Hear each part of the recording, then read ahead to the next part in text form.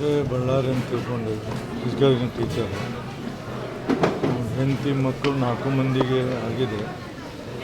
ಅವ್ರಿಗೆ ಗೊತ್ತಿಲ್ಲ, ಲೀಕ್ ಆಗಿದೆ. ಅದು ಅದಾದ ನಂತರ ಬಂದು ಮೊಬೈಲ್ ಆನ್ ಮಾಡಿದಾಗ ಬರ್ನ್ ಆಗಿದೆ. ಹೆಣ್ಮಕ್ಳಿಗೆ ಸ್ವಲ್ಪ 70ಕ್ಕಿಂತ ಜಾಸ್ತಿ ಇದೆ. ಇದು ಡೇಂಜರ್. ಇವ್ರಿಗೇನಾಗೋದಿಲ್ಲ, ಇವರೆಲ್ಲ ಸರಿ ಆಗ್ತಾರೆ.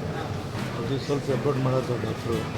ನಾನು ಹೇಳಿದೆ ಅವ್ರಿಗೆ, ಮತ್ತೇನಾದರೂ ಬೇರೆಯಿಂದ ಮೆಡಿಸಿನ್ಸು ಅಲ್ಲಿ ತರಿಸಿ ನಾವು ದುಡ್ಡು ಕೊಡ್ತಿದ್ದೆ ಎಮ್ಸಿಗೆ ಕೊಡ್ತಿದ್ದೆ ಮಾಡಾಕ್ತಾರೆ. ಇದೇನೆಂದರೆ ಈ ಯಾವಾಗಲಾದರೂ ಶಿಕ್ಷಕರಾಗಲಿ ಬೇರೆ ಯಾರಾಗಲಿ ಈ ಗ್ಯಾಸಿನ ಬಗ್ಗೆ ಭಾಳ ಕಾಳಜಿ ಇರಬೇಕು.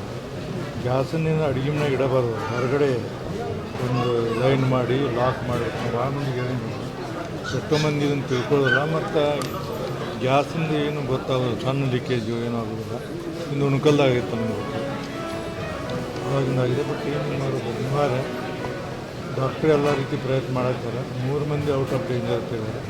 ಯಾಕೆ ಇನ್ನೂ ಏನಂದ್ರೆ ಡೇಂಜರ್ ಇದಾಗ್ತದೆ, 60ಕ್ಕಿಂತ ಜಾಸ್ತಿ ಇದೆ. ಅದಕ್ಕೆ ಮತ್ತು ಬೇರೆ ಬೇರೆ ಮೆಡಿಸಿನ್ ತರಿಸೋರೆಲ್ಲ ತರಿಸಿರುತ್ತೆ.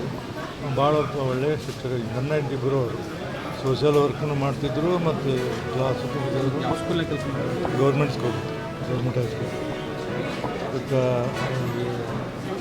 ಹೇಳಿನ ಡಾಕ್ಟ್ರುಗಳಿಗೆ ಮತ್ತು ಹೆಚ್ಚಿನ ಒಂದು ಅವರಿಗೆ ಏನಾದ್ರು ಹೆಚ್ಚು ಬೇಕಾದ್ರೆ ಮತ್ತೊಂದು ಬೇಕಾದ್ರೆ, ಇಲ್ಲ ಅಂದ್ರೆ ಮತ್ತೆ ಬೇರೆ ಕಡೆ ಕಳ್ಕೊಂಡ್ರು ನಾವು ವ್ಯವಸ್ಥೆ ಮಾಡಿಕೊಡೋದಂತ ಹೇಳಿ ಮಾಡಿ ದೇವರಲ್ಲಿ ಬೆಳ್ಕೋದು ಲಘು ಬೇಗನೆ ಸುಧಾರಣೆ ಆಗುತ್ತೆ.